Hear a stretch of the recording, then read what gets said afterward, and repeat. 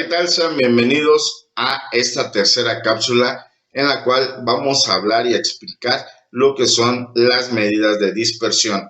Vamos a iniciar entonces presentando cuáles son esas medidas de las que vamos a hablar hoy y que vamos a realizar, como ya es costumbre, una serie de ejercicios para que queden explicadas y entendidas estas medidas. Vamos a hablar de lo que es el rango en primera instancia, vamos a hablar también de lo que es la varianza, vamos a hablar de lo que es desviación estándar y finalmente hablaremos de lo que es el coeficiente de variación.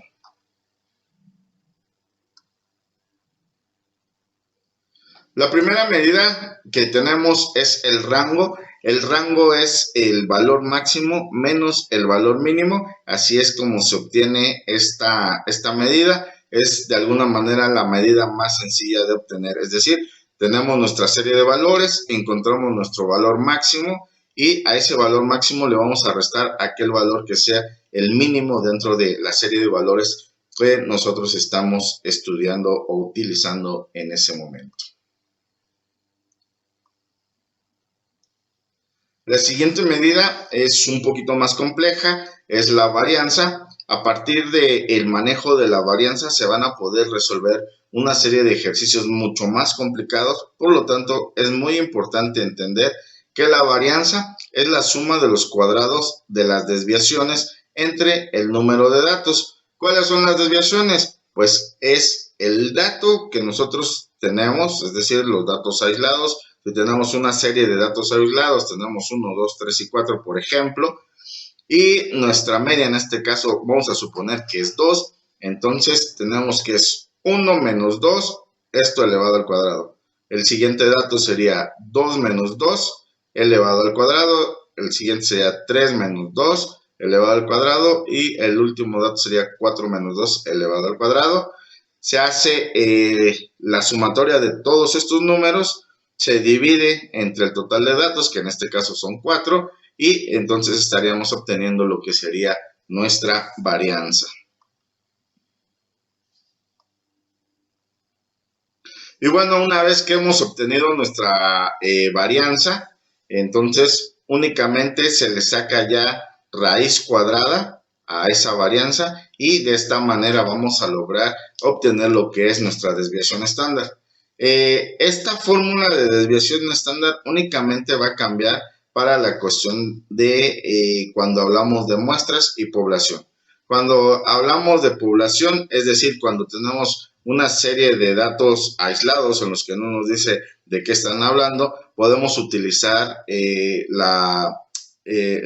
lo que es la fórmula de población porque pues, no nos dice realmente nada, ¿va? Pero si nosotros sabemos que estamos trabajando con una muestra, entonces vamos a utilizar la fórmula muestral, que la única diferencia es que a la serie de datos que estamos utilizando le vamos a restar 1. Por ejemplo, en el ejemplo que les había puesto en la cuestión anterior, pues teníamos 4 tipos de datos, a estos datos se le resta 1 y entonces en vez de dividir los resultados entre 4, tendremos los resultados entre 3, ¿verdad? Eso sería lo que va a ser la diferencia únicamente para utilizar la fórmula muestral o la fórmula de población total.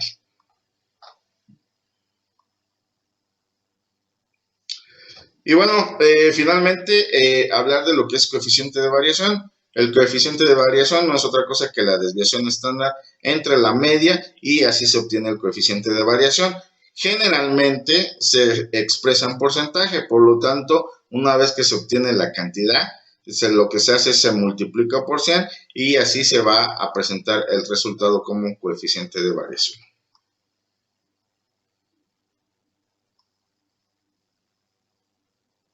Bien, vamos a empezar entonces para entender lo que ya se ha expresado anteriormente con una serie de ejercicios y de esta manera ustedes también pueden resolver sus actividades de manera sencilla. Vamos a iniciar entonces con lo que es el rango y tenemos aquí una serie de datos que nos presentan. En este caso son las tarifas de agua de dos zonas diferentes.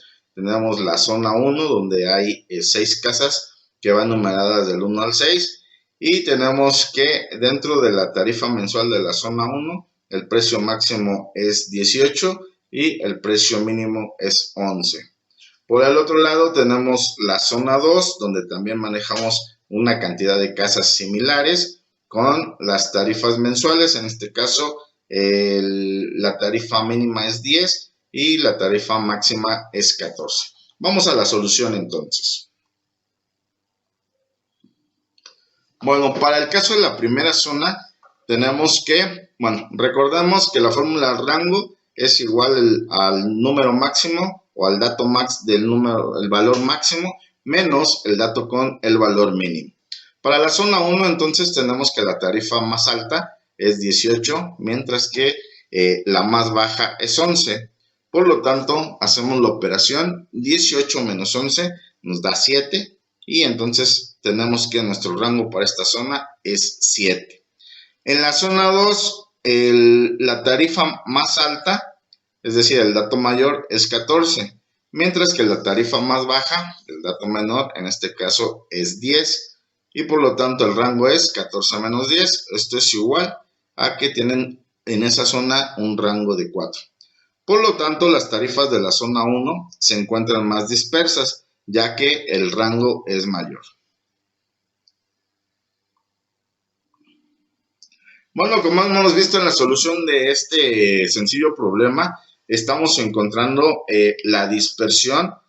Obviamente aquí tenemos dos ejemplos que nos permiten hacer esa comparación de manera simple y visual.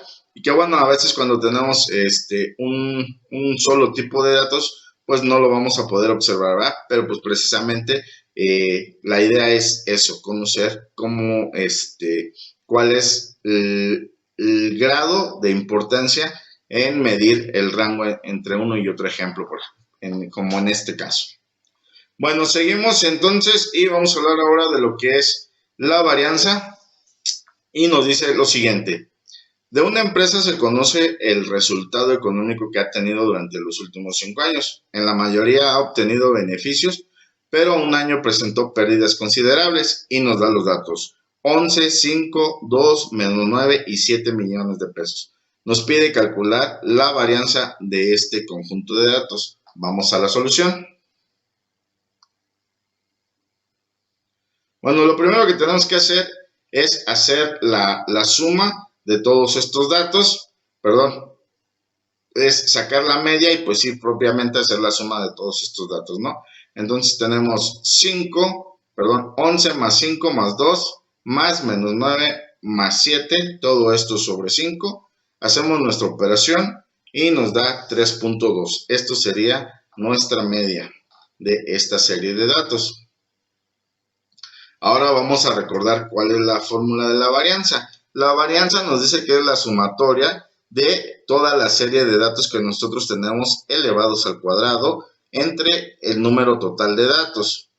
Recuerden que acá estamos hablando de estos datos elevados al cuadrado, no es otra cosa que las desviaciones, y la desviación se calcula con el valor del dato original menos la media. Bueno, procedemos a hacer las operaciones y tenemos que la variación en X es igual al primer dato, que es 11, menos 3.2, que como ya vimos, esa es la media de los datos, elevado al cuadrado. Más el segundo dato, que en este caso es 5, menos 3.2, que es la media, elevado al cuadrado. Más el tercer dato, que es 2, menos 3.2, esto elevado al cuadrado.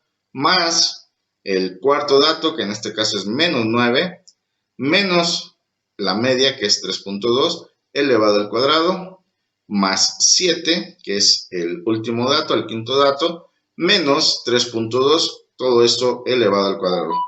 Y todo esto se va a dividir entre el número de datos, que en este caso es 5. Procedemos a hacer la reducción de operaciones. Nos encontramos con los siguientes resultados y finalmente resumimos todas las operaciones en la parte superior, echamos todo lo propio y bueno, resolvemos hasta llegar al resultado de 228.8 entre 5.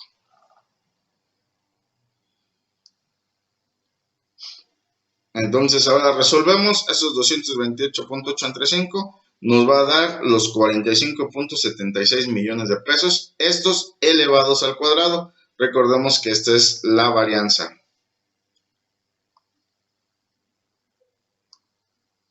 Bueno, después de hacer el proceso, que es un poquito largo, bueno, ya se obtiene lo que es nuestra varianza y ya podemos proseguir a los siguientes ejercicios. Ahora vamos a ver cómo se soluciona o cómo se hace una desviación estándar. Recordemos entonces nuestra fórmula de desviación estándar, que no es otra cosa más que la varianza, es decir, sacar la raíz cuadrada a nuestra varianza. Y bueno, en este caso tenemos el resultado del ejercicio anterior, que son 45.76 millones cuadrados, y a estos le vamos a sacar raíz cuadrada. Ya hicimos todo el proceso, que es sacar la varianza, y entonces ya podemos proceder a sacar la desviación estándar. Y bueno, la desviación estándar para este caso es de 6.76 millones.